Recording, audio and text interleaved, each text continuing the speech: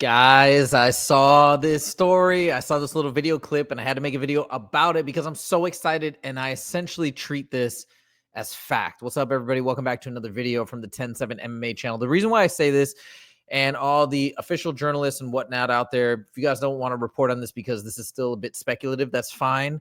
I feel so confident because when has Khabib ever said something out of turn, like just for effect or just to make it up? I feel like universally considered to be one of the most honorable, truthful people out there that's ever competed in mixed martial arts and MMA and the UFC.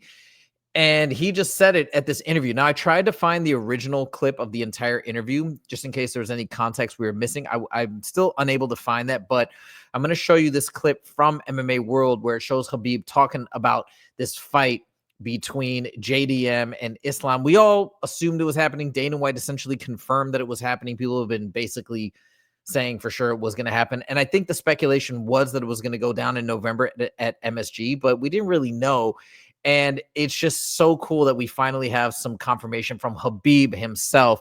And the other thing that gives it more credibility is he was reprimanded shortly after saying this, I think by Ali or somebody on the management team. But anyways, check this out for yourself. It's very exciting news because we just have a slew of unbelievable UFC events coming up. If this is indeed true, which I believe like 99% is probably true. Check this out.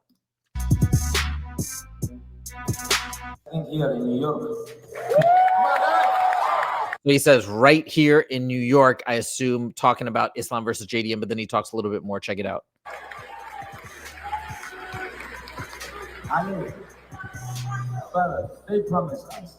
Be quiet, please. Ali, the manager, he's now upset because I give information. Like, but this is his deal with UFC. I don't deal with UFC. This is his problem.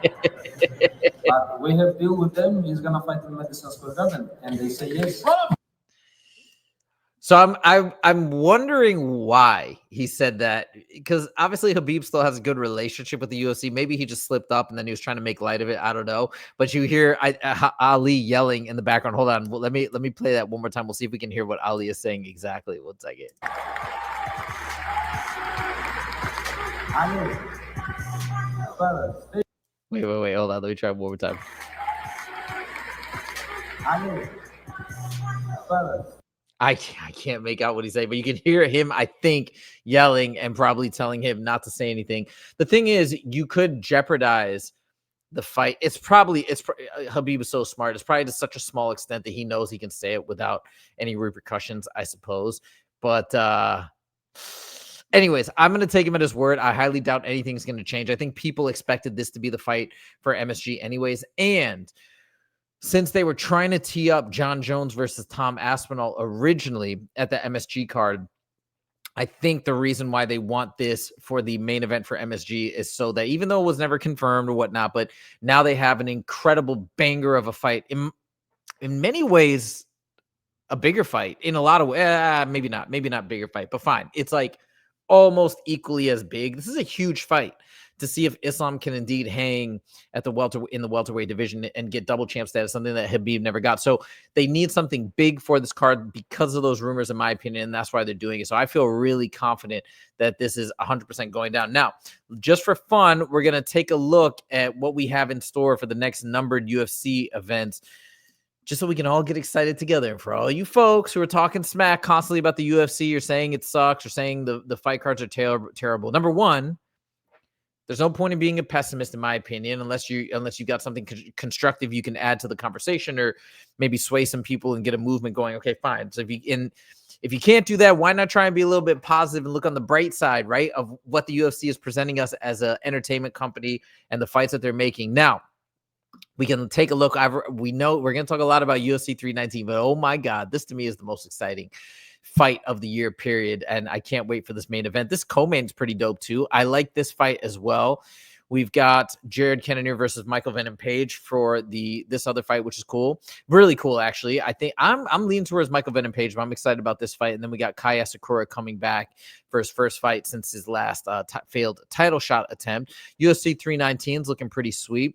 Now we go up to UFC 320. Check it out. We got Big Ankh going up against the Alex Pereira for the rematch, and Merab versus Sanhagen. I mean, and these three fights alone are just ridiculous, enough to make this a banger card. So we got UFC 320 is fire. 321, we already know that this fight has been announced. Tom Aspinall finally getting back in there against Cyril Gane. This is a very interesting matchup, and a lot of people are saying it's a 50-50 fight. It's a pick'em fight, even though Tom Aspinall has a lot of hype behind him, so that's going to be pretty exciting.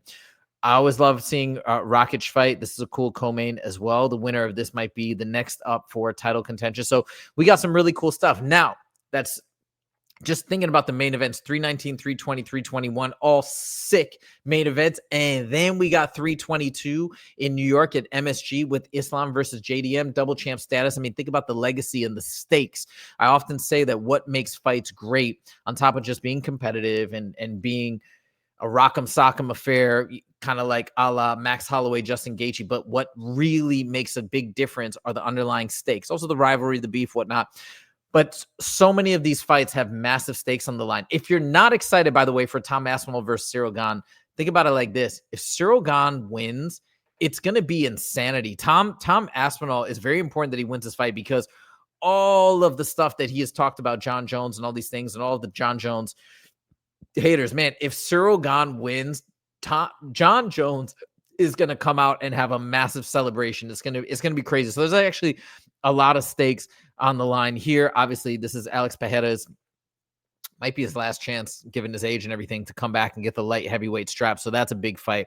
And of course, we know UFC 319 is Khamzat Chimaev's first ever title shot. So the stakes are massively high. And on the flip side, for Dricus du Plessis, man, if he can stop Khamzat, I don't know who else is going to stop Dricus. It's going to be pretty insane. So a lot of stakes, a lot of exciting things coming up. Anyways, that's what I want to talk about today. Very excited about this announcement, if you will, from Khabib. Again, I buy it. I believe it. Khabib is not one to mince his words, not one to speak untruths, even for leverage purposes or anything like that. And we heard him get reprimanded, so I think it's going down. Let's go. UFC is back on track. No, well, they never were off track, in my opinion, but they are really on track now, and I think everybody can be excited together. Let me know what you guys think in the comments. Thank you guys so much for joining. We'll see you in the next video. Take it easy.